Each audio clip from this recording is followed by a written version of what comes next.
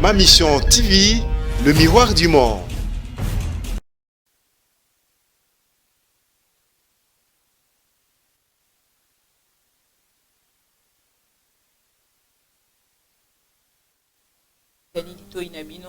Pour nanité makolo na bino ko kita en temps réel et si information ezali pe ko memela bino ndenge toyebi biso nyonso na mboka na biso soki information ebimi bato ebele bakomaka mama bibi est-ce que za makambo ya solo ndeko doli makambo azalaki bongo condamné mokolo ya lobi 10 ans de prison, donc à cause de la 10 ans de prison ba condamné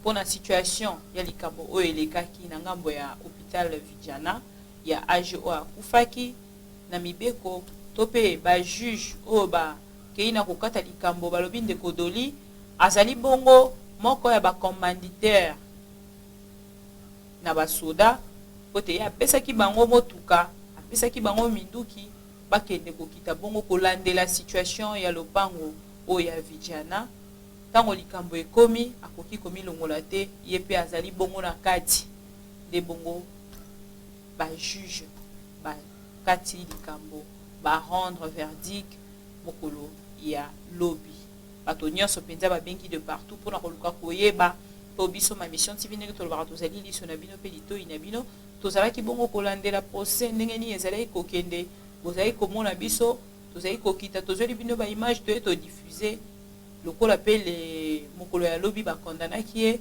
biso pe le loto to pesi bino information wana po te bozala pe informer kende ko doli makambo balekaki bongo na makambo ya ko voter ye makambo ya vote de doli makambo bande kone ba député balobaki te ye ba ko suspendre ye te azala nano kaka bongo lokola ministre ti mokolo ba ko rendre verdict et biso pe to ko se prononcer awa te justice se prononcer tozali na kondima te kuna pe bandeko na biso ba député provinciaux ba komeka kotelema siko na likambo komeka ko suspendre ndeko doli awa azali susu na possibilité te ya ko répondre pena na ba devoir na ye en tant que ministre provincial ya intérieur. Alors bino nyonso bolandi information wana bato kosu bazali ko komelanga to moni que état de droit ezali ko frapper avec fachi ne makambo penza donc biso tozali na sima ya information ya malamu tolobelaka ya mabepe totelebelaka toyepe tolobeli o ezali ya malamu tobeti bravo bravo ndeko doli akei prison ndenge tongo mosusu bandeko ebele penza bazalaki pe kozelela yango bamoni ke kokisami basepeli na mitema na bango bandeko ya Vijana pe bazalaki kozela penza état de droit et se prononcer contre ndeko doli parce que ndeko doli nde abandaka dossier ya makambo ya lopango wana mais information suki kaka wana te. Deuxième information nanga ezali kopesa bino ke likama moko ekolelaki biso na ngambo ya Mbanza-Ngungu président de la république akendaka penza na lombango nyonso ko assister bandeko wana kotala bango pe kopesa bango promesse ote gouvernement et kolandela to pe ekozwa en charge o ezali ba obsèque ya bandeko na bango ba obsèque eyaki kosalama ba cérémonie en fait ya ba obsèque na bango eutaki kosalama me bandeko ebele penza baleli balobi bango na ba famille na bango bazalaki vraiment informé te l'état asalaki yango ala hâte bato ebele pe bayaki ko se présenter te mpona bandeko na bango bisusu balobi bazalaki pe na ba mituna to pe pasi moko ya kolela epa ya bakondi me babeti porte partout ndenge ba obsèque elekaki lokola ba bébé bango penza ba supporter likambo wana te baleli babeti ba porte bameki kolandela bandeko ba député ba mema bango esika bo place moko te bafungolelaki bango penza porte. Alors biso na ngambo na biso lokola tozaka liso na bino esika information ezali lito inabino pe makolo na bino kokita en temps réel tomekaki kokende kosala reportage ya descente ya bandeko wana bamekaki kosangana penza lisanga na molobeli na bango balobi bakoki kovanda ndenge wana te lokola babeti porte esika nyonso penza esimbi te mokonzi ya mboka prometaki bango ba enveloppe mokonzi ya mboka prometaki bango ba obsèque wana ekoleka autrement mais ndenge elekeli depuis babandi kolela. Est-ce que président de la République azali koyoka likambo oyo? Bandeko na biso batiki bana, bandeko na biso batiki basi. Président de la République a se déplacé à Zurich, qui a été awa. Mais biso tozolela par rapport ya ndenge président prometela ki biso, a prometa ki biso eleki ndenge wana te. Bandeko baleli place moko te bafungoleli bango porte. Bavandi batali ke bakoya kovanda ndenge wana te. Bamilobeli ezali na moto moko otongo mosusu tokende à travers mongongo na yepe bakoyoka biso po biso tokeye pa na epona koluka lisungi à travers ONG na ye. Bandeko wana bakiti bongo na ONG, pardon, na fondation OLK ya mama Olive Lembe boka bango un peu ndenge nini balobi baleli balobi ah mama oya sungaka tokitana no tango mosusu epa na ye akoyoka biso akoya na lisungi na ngambo na biso. Ngala lingi to tala makambo na aspect moko ya pasi na aspect moko ya moto wana tia neti ndeko na yo aza na urgence aza na pasi bino moko boyebi abakonzi na biso mpona koyamba audience sur audience ntango mosusu lelo bakopesa yo audience bayebi soki bakoyamba ntango boye mokolo boye moye mokolo wana ekomi ntango mosusu non mais explication ebele biso moko tokutanaka na yango combien de fois oyo ezali ntango mosusu bandeko ya bavictime oyo ya ngambo ya Mpanzango. Nous allons vous laisser quelques minutes bolanda bango moko ndenge nini bazali koloba pe bazali kosenga lisungi na mama Olive Lembe Kabila esika azali soki akoyoka penza kolela ya bandeko oyo mama Olive Lembe bandeko bazali kobenga yo na lisungi na bango na lombango ezali sans polémique balobi vraiment osunga bango ngala za molobeli ya population eleli nga pe na ina micro na nga na caméra na nga na lobby liboso ya mama Olive bandeko wana bazali na besoin ya lisungi na yo soki ozali quelque part ozali koyoka bango meka ko réagir l'un de ces 4 matins et ko sala bango malamu mingi parce que mitema na bango ezoki sa mipenza. Suivant et on va revenir.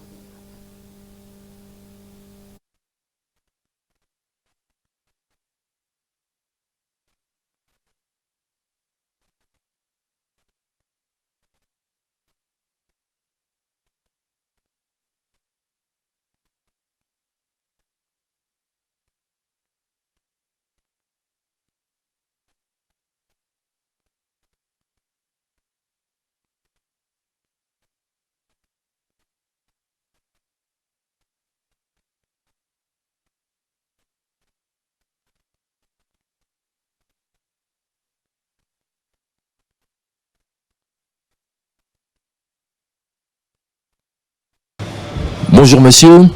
Bonjour. Pouvez-vous vous présenter brièvement? Je m'appelle Willy Akonda. Je suis le représentant disons, le porte-parole du collectif des familles des victimes de l'accident de Mpanzango. C'est en ce titre que je me présente aujourd'hui. Donc nous sommes venus ici. Qu'est-ce qui vous emmène effectivement ici? Alors nous sommes venus parce que depuis que nous avons connu cet accident, ça fait aujourd'hui plus d'un mois.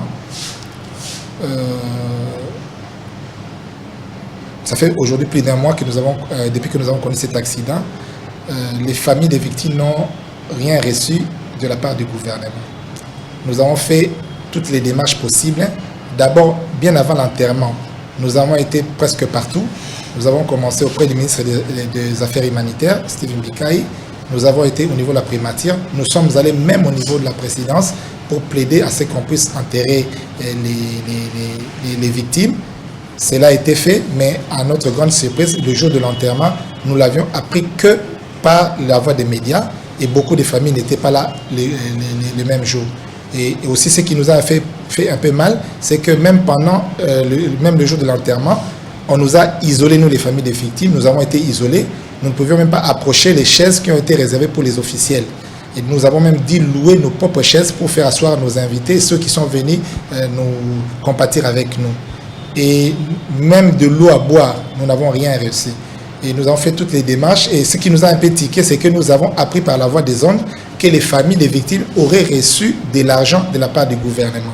Alors, c'est ainsi que nous sommes encore allés voir les autorités pour leur dire qui ont reçu cet argent-là. Parce que nous, les familles de victimes, nous sommes là depuis les débuts, nous nous rencontrons, on se voit, personne n'a reçu quoi que ce soit. Et cette déclaration a fait en sorte qu'il puisse y avoir des problèmes dans les familles. Bon. Au-delà des personnes que nous avons perdues, il faut savoir que c'était un gros bis. Donc, nous avons également perdu beaucoup de marchandises. Et par exemple, mon frère qui est de l'autre côté, sa sœur a amené plus de 1000 wax hollandais.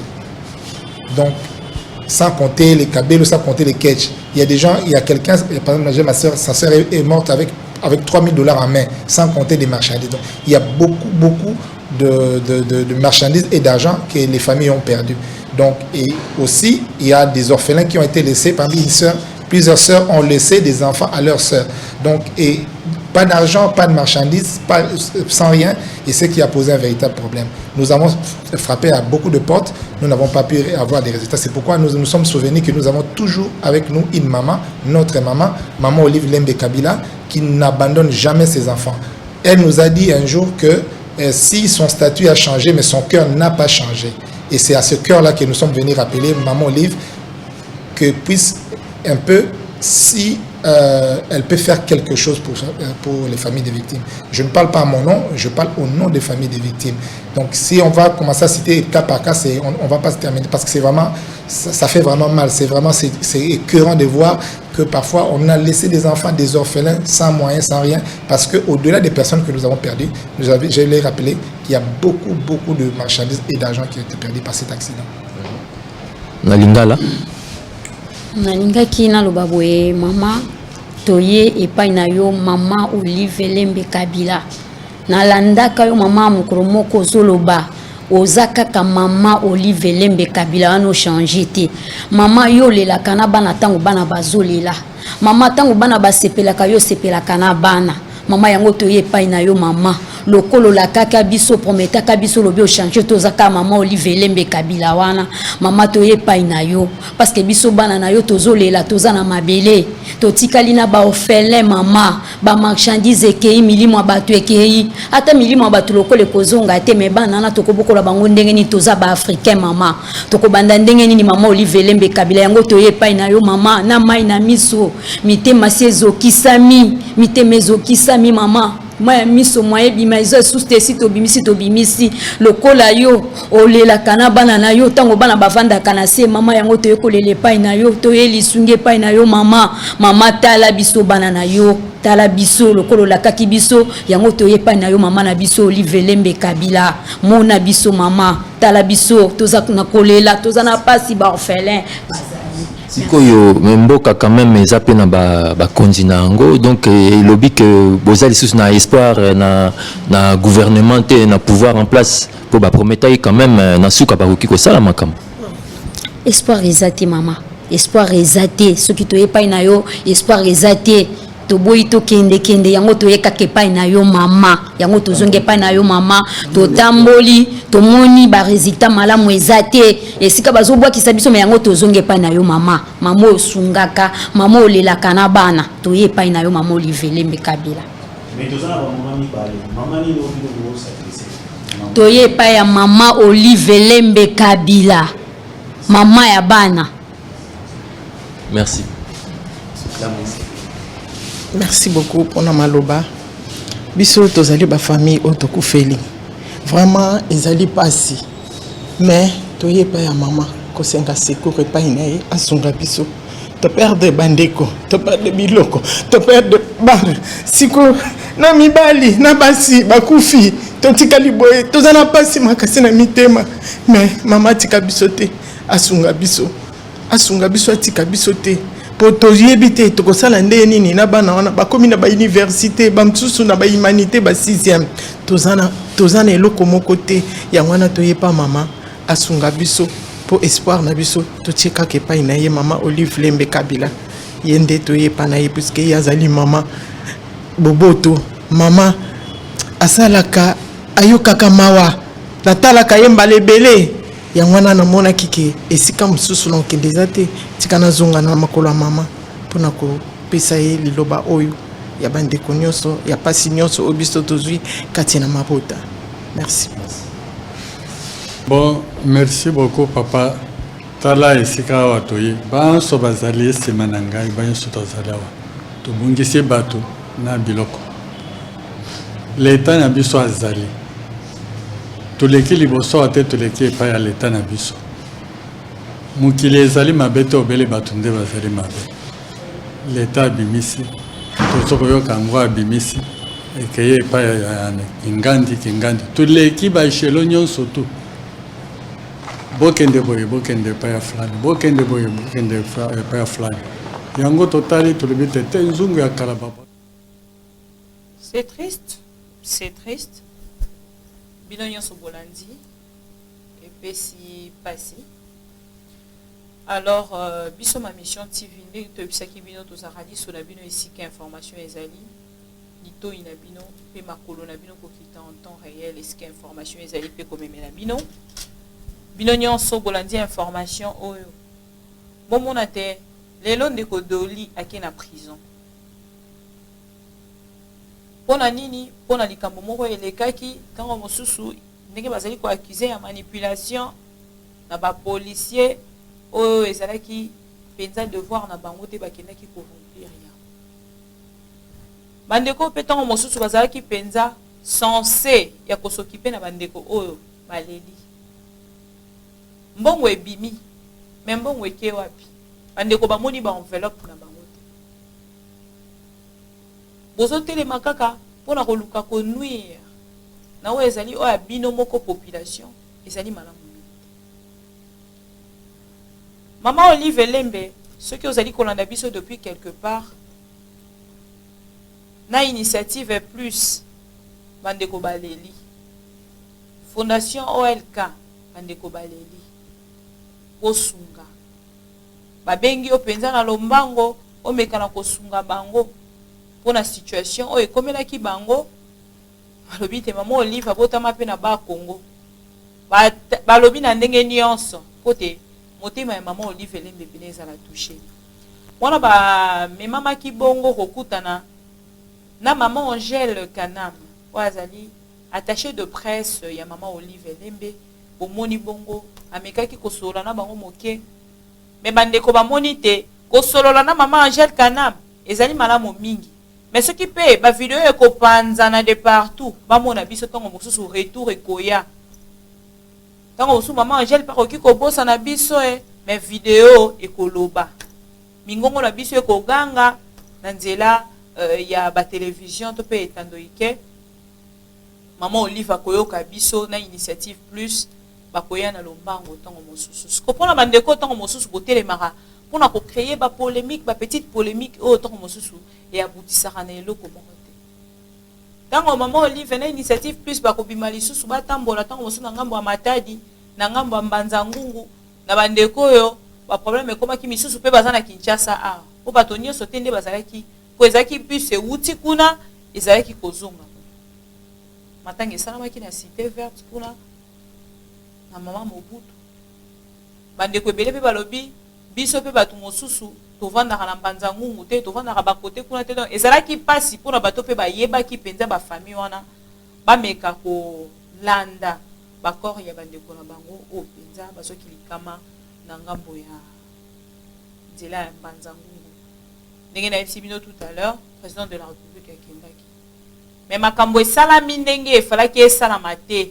bandeko babeti bikuke bamoniki bafungoleli bango te baye na bango na initiative plus ONG ya Maman Olive Lembe soki akoki kotelema na lombango po te amemela bango apportele bango soutien na oyo ezali milelo na bango bino nyonso bolandi ndenge nini bamama wana balobi mama moko apesinga mama wana azali mpenza kolela bana bandeko na ye bazali na baklasse moko ya likolo mpenza ndenge nini bakokontinue kosala ndenge nini bakotangisa bango ndenge nini bana na bakositisa classe avenir na bango bobosana te mituka wana ezaka mituka ekutaka lufu donc c'est-à-dire capitale mobimba ya bandeko wana pe ekendaki na kati ya bus wana oyo ezikaki na bandeko bazikaki mama wana leli penza j'ai de chair de poule mpona kotala te bandeko bakufi penza un mois déjà depuis makambo eleki mozomwa ke pasi ezocontinue pourquoi parce que soki otali bana pasi ezongi otali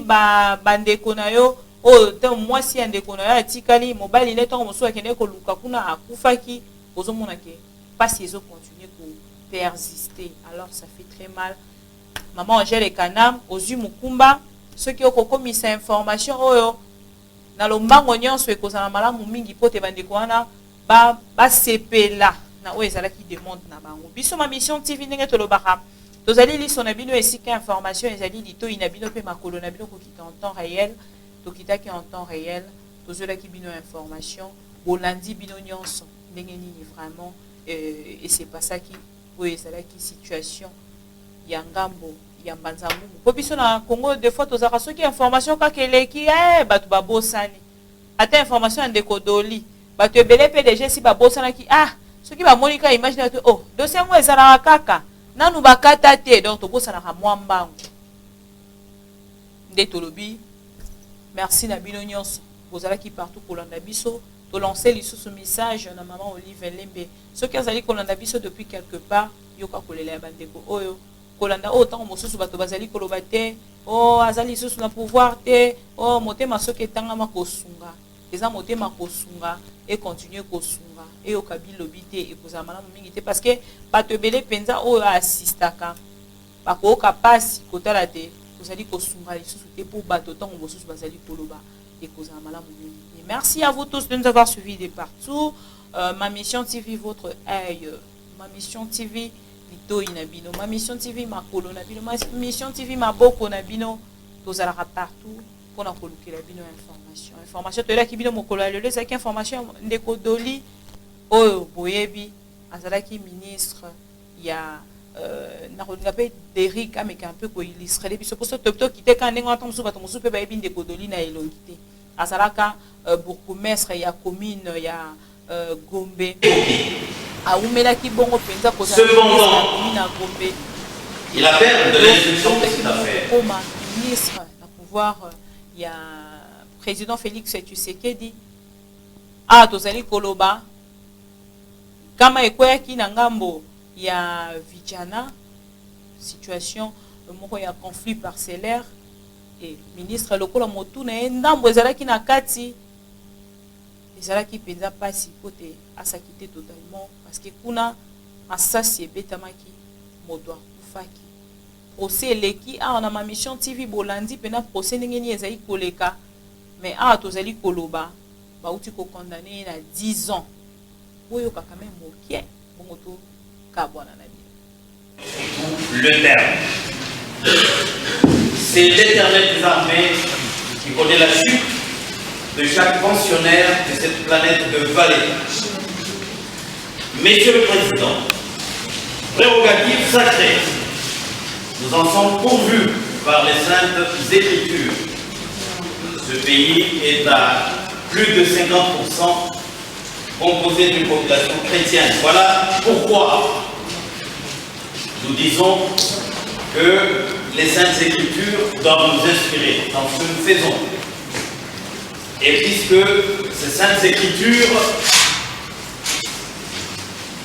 constituent la base même de la fonction du magistrat, et Dieu doit être craint, non pas parce que c'est un lion, mais parce qu'il porte l'épée pour la régulation de la vie sociale au sein de tout ensemble humain. Noble devoir, Monsieur le Président, évidemment, à cet effet, sont contenus le compte à soumettre à votre souveraine appréciation un récit exhaustif des faits, alors que la meilleure perception de son incidence juridique requiert logiquement une discussion en droit qui débouchera sur nos réquisitions. Le récit des faits Vijana, sise au croisement des affluents Fukama et Nyambwe dans la commune de Lingwala. Nous sommes ici à Kinshasa. À la succession au Kenge Shembo Lasso Stanislas, qui lui aurait été accordé. Devant cette exigence, la succession au Kenge avait décidé de vendre une partie de sa portion de terre, renommée Bakatsura Ki Kavoussa Sémé, député national, il est dit papa député, qui aurait déjà versé un important apport à la succession en vue de permettre la construction de la bâtisse sus-évoquée. Pénal, deuxième édition aux éditions Élite. Paris 2013, c'est cet ouvrage de Madame Laure Michel Rassa. Et c'est à la page 460. Faisons de la science, ce n'est pas de l'opacité. Ce n'est pas de la magie. On peut toujours le contrôler et vérifier. Voilà pourquoi nous avons amené certaines publications pour des vérifications éventuelles. La deuxième position, que le juge peut également baser son intime conviction pour participation à l'arrestation arbitraire. À 6 ans de servitude pénale principale pour participation à la torture. À 10 ans de servitude pénale principale pour incitation de militaires à commettre des actes contraires au devoir et à la discipline. À 10 ans de servitude pénale principale pour participation au meurtre. Et de faire application de l'article 7 du Code judiciaire militaire en retenant la plus haute expression pénale, soit 10 ans de servitude pénale principale. Pour le prévenu, Bakaturaki Kavoussa Sémé, dit de le condamner à 10 ans de servitude pénale principale pour incitation des militaires à commettre des actes contraires au devoir et à la discipline, avec également admission des circonstances atténuantes et au fait des pères de famille. Nous n'avons aucun renseignement sur son casier judiciaire souillé et il est donc délinquant primaire. Je l'ai condamné donc à 10 ans de servitude pénale principale pour incitation de militaires à commettre des actes contraires au devoir de la discipline, à 10 ans de servitude pénale principale pour participation au meurtre, à 5 ans de servitude pénale principale pour participation à l'arrestation arbitraire et à 6 ans de servitude pénale principale pour participation torture. Pour le prévenu, Kamanda Antonio Serre,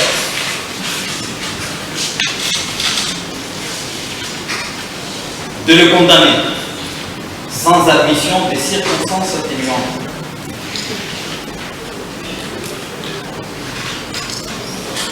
à la peine capitale pour correcté de meurtre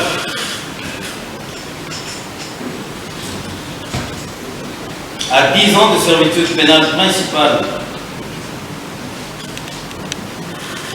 pour participation à la torture, à 5 ans de servitude pénale principale pour participation au meurtre et plutôt à l'arrestation arbitraire. Le prévenu Ekawa Gaëtan, alias Kangania,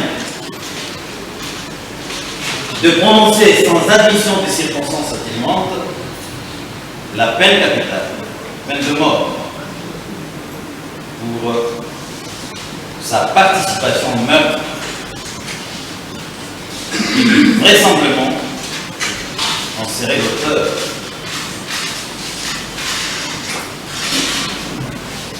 De le condamner.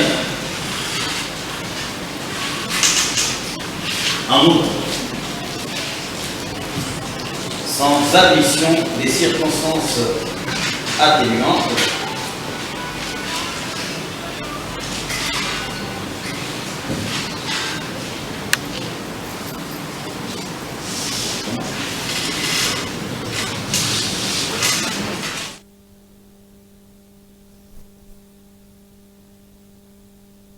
bolandi bino nyonso oyo ezalaki bongo baverdict oyo barendre na justice mpona ndeko Doli Makambo. Bolandi ndenge bandeko na biso bazwaki bandeko na bango bazwaki likama ngambo ya Mbanza Ngungu ndenge nini balobi.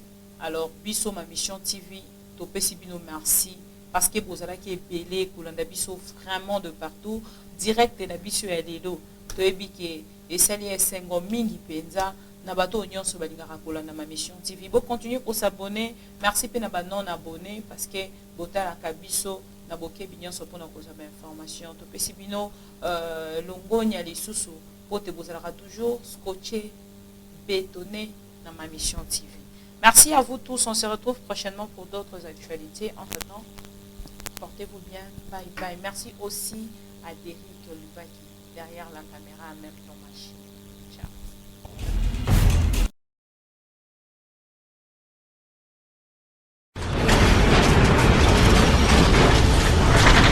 Ma mission TV, le miroir du monde.